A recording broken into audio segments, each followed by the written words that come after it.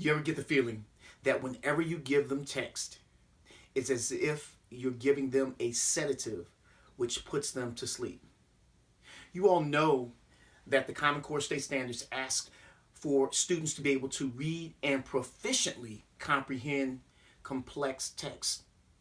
However, every time you engage them with those complex texts, it's almost as if you're pulling teeth to help them be able to effectively comprehend what's there. Here are a few tips that you may find useful with your students. One, start in their world first. That is, start with text that is meaningful, interesting, and relevant to them.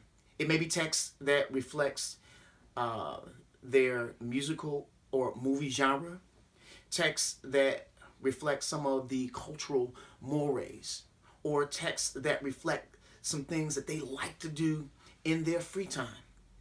But you can never go wrong when you start in their world first to initially capture and then keep the engagement.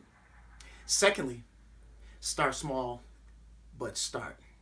One of the worst things you can do when engaging young people with complex text is to initially introduce them to long pieces of complex text that are several paragraphs or a chapter long. Young people will quickly shut down on you.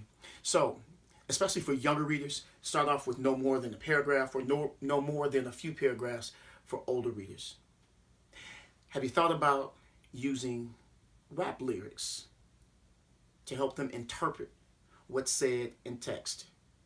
Recently, worked with a group of fourth graders. And what we did was we initially introduced them to or reminded them of some common figurative expressions or figurative language that they commonly use in their lives. Had them come up with some common figurative expressions that they commonly use. And then finally, introduce them to a few positive rap lyrics and had them identify the figurative language and then ask them some text dependent questions around the content within each one of those lyrics. So, start in their world first, start small, but start. And thirdly, utilize positive rap lyrics in lieu of introducing them to complex text.